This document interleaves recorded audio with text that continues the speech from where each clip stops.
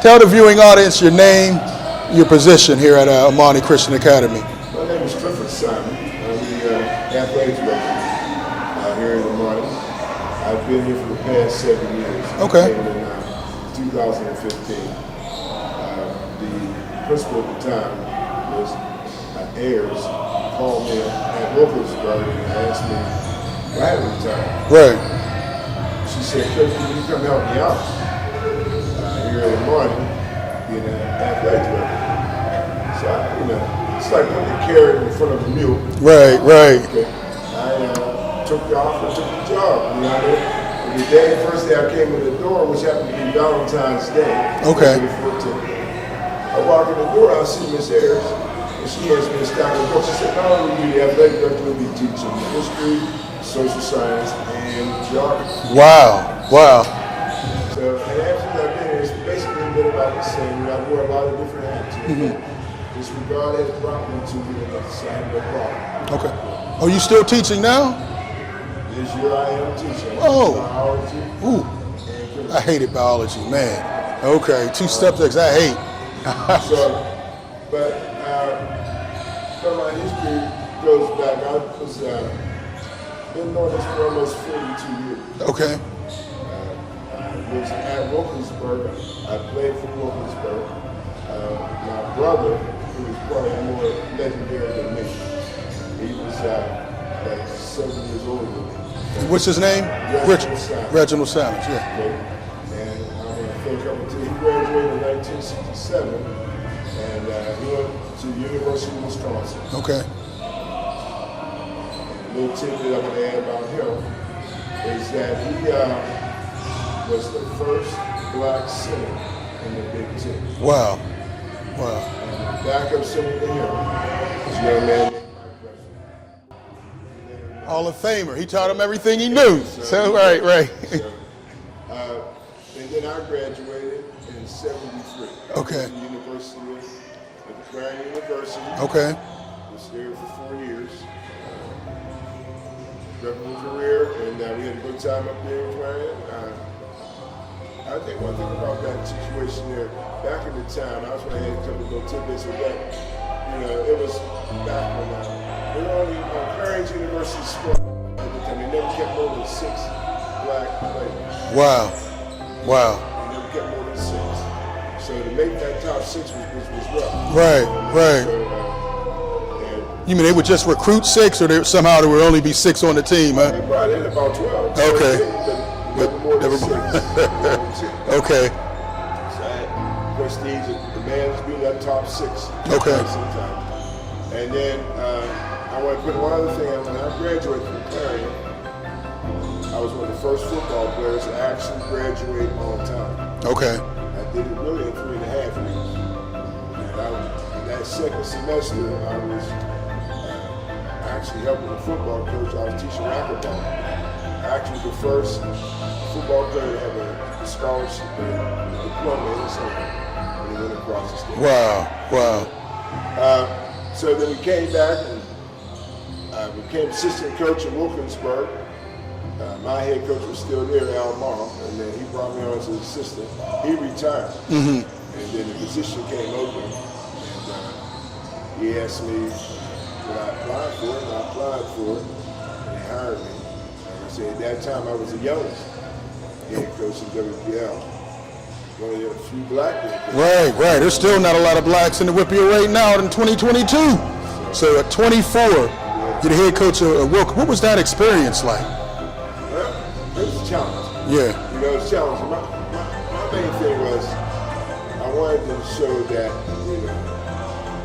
the good old boys that, a black head coach coaches these kids. Right.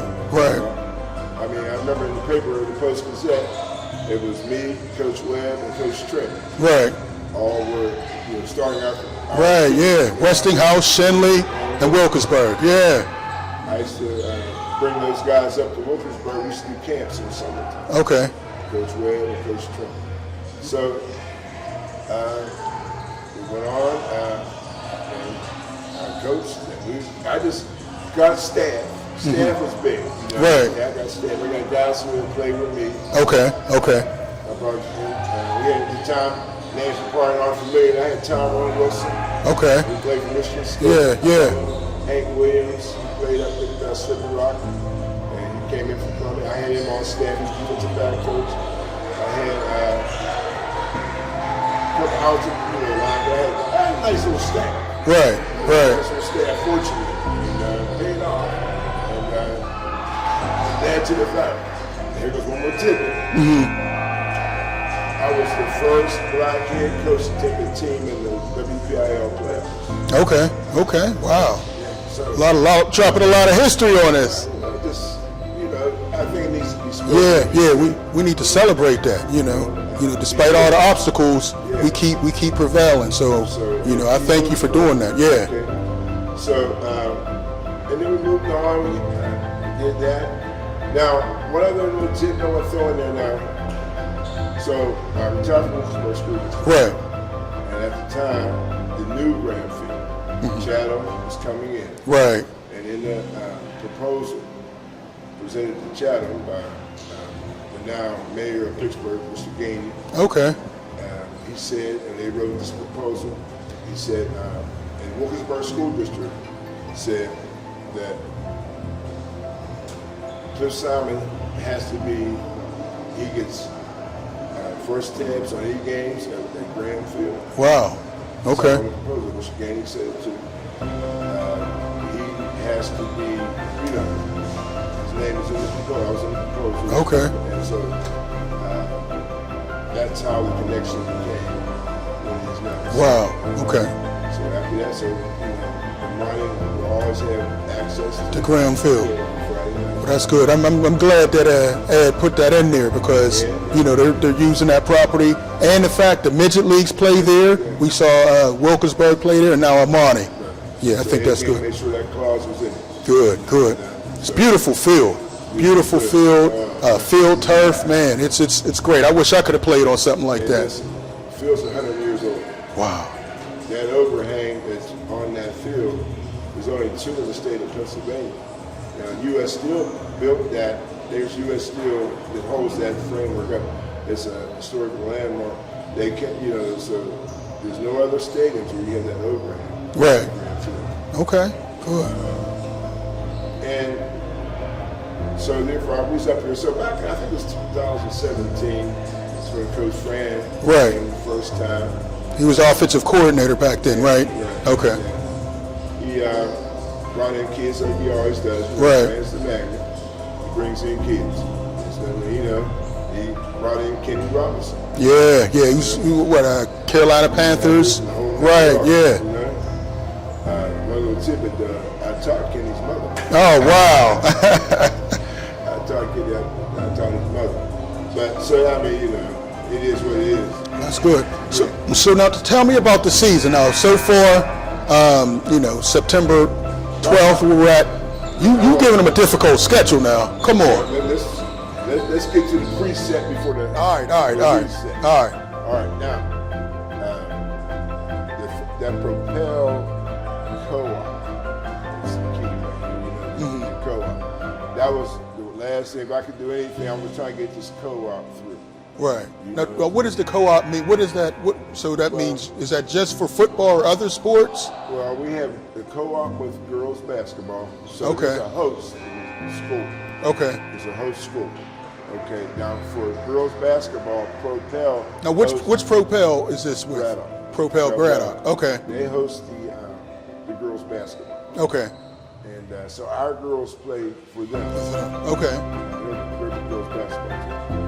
We're the host for football. Okay. So their boys come to us for football. So now that pushed you from single A to double A. Right. Okay. So that's important to add on because I know you're going to ask me about the schedule. Right. So all right. So double A. So about how many players are on the team? 25, 26. So you're still one of the smaller double A teams. Right. Okay.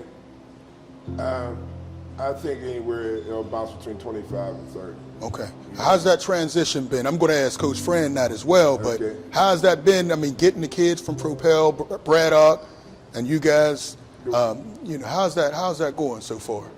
logistics. Yeah. Where we got to talk about it. And that was something that, and I had talked to Coach Fran. I said, I'd asked him, let me help you with that. Right. You coach the kids. Right. But logistics, I'm trying to get the kids from morning, field, various places, equipment, logistics. I had already had a game plan mapped out last year. Okay, okay. So this was in the works for a while. Yeah. All right, so Cliff, speaking about logistics, as we see, you got calls coming in and, trying to get equipment.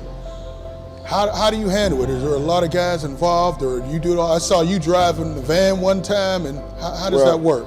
Right now, I'm in the process of trying to get somebody. I'm going to train somebody, but right now, the overall master plan blueprint, I kind of got it in my head. Okay. And it's working right now so far. We've been doing it since the summer.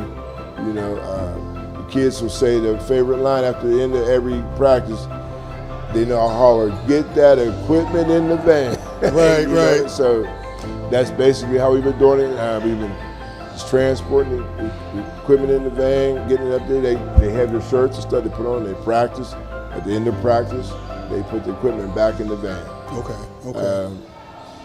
Game day. Now, game day, you experienced that game up there with Lindsley. Yeah. Okay, now it was. I'm trying to figure out how they got scheduled on there. I said, man, he got a prep school that recruits from all over. We were in the crowd. They had fans from Germany, and they're like, where are you guys from? Oh, you're all from here. Well, we're all from all over the place, the fans were telling us. Right. They had kids from Germany, all over America.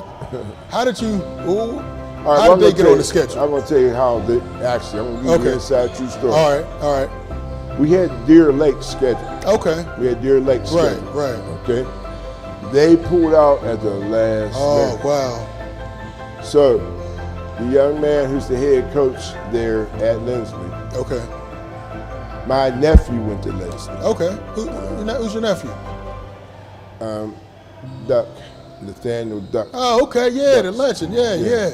So, his son went there. So, actually, he was the right tackle, and the head coach down was the right guard. Okay. So he called me. He said, "Mr. Simon, you probably don't remember me, but I played with your nephew." Okay. And then at the time, his dad was the head coach of Lindsley. All right. So I put on the WPL website that day, early in that morning. I was looking for a game because Deer Lakes had pulled out. Right. He called me and said, "Would you want to do a game with us?"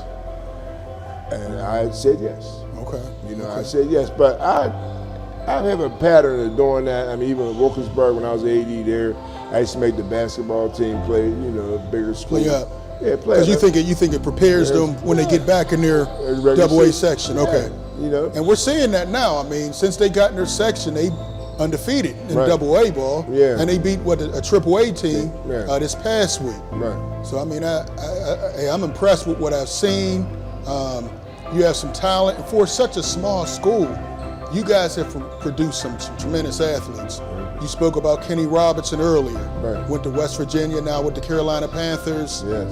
We were here, we just saw a Pitt recruiter here for one of your basketball players. And 2 players now have already got offers from Penn State and a number of other schools. You want to talk about that? Some of those guys? I think if you got to put it under an umbrella. Right. The umbrella is that this is the Imani family. Right. Kids come here and feel like they're at home. Okay. They're not alien. There's a small size, there's one-on-one contact, there's constant contact with coaches and teachers, so they feel at home. They feel safe. Right. Money makes them feel safe. I think that's a key factor to keeping them here. Right. You know what I mean? And word spreads. Kids spread the words. They have all kind of social media stuff. And, money, not that we're not recruiting, but, we are a private Christian school, and we believe in that. You know what I mean? I taught in public schools for almost 35 years, and one thing you're never allowed to do is pray before class. Right. Well, here you can. Here you can. I think that means something. I think that has effect. Definitely, and you can feel it when you come in here. It's a different feel. You feel the family atmosphere. Right. It's a great experience. We have a machine over here that checks for a metal detector. Okay. We've never used it. Right. Right. We've never used it. We purchased it theoretically. You kind of have to have one on post, but we've never used it. Our kids come in, That's a blessing. come right to there, and in 7 years,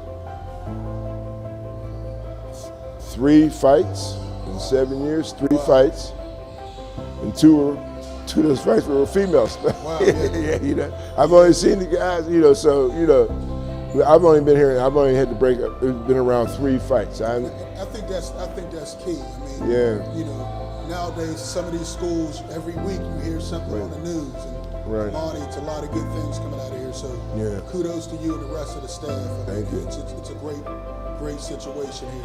So I think you guys are on the right track. I'm small school. I'm looking at the trophy case. You all have done some great things. Thank you. So far. So now, what's in the future now? 2-0 so far. You guys look pretty good. What can we expect further down in the season? I think with the kids, we have a young group. Yeah. And I only look maybe 1 or 2 seniors. 3. 3 seniors. Okay. Yeah, so we have a young group, and the sky's the limit as far as I'm concerned. We preach positive, we preach success. That's what we preach, you know. We also do a lot of male mentoring, you know, black male mentoring, you know. Yeah, I see the coaching staff. I mean, it's packed with, you know, guys I've seen at Peabody all over. So it's a great group. Corey Davis, a guy that we've interviewed for years with the Peabody. Yeah. So I'm liking what I'm seeing. Don't make me feel too old. I remember I helped coach him when he was at Peabody. Right. Oh wow. So don't make me feel too old. But no, so God been blessing. You know, I'm 67. All right. You know, so I'm 67, and he woke me up again this morning. Right. He didn't have to. He didn't have to. That's true. Now you coached a couple years Here? at Imani. Right. You jump back in there, you know. Well, now compare coaching now to coaching when you first started at 24. What are some of the differences? Because now you get social media. You have all kind of other things that you have to deal with as a coach. What's that experience like? The platform has changed, you know, from when I was at that time. I mean, you know, you were confined to the kids in your district, and that's all you could get. Here, you know, you can get kids. So what I'm saying is that this arena is set for the present day type of child, whatever it is. You know, these guys, they talk to each other, they're always online. So it's a different story, you know what I mean?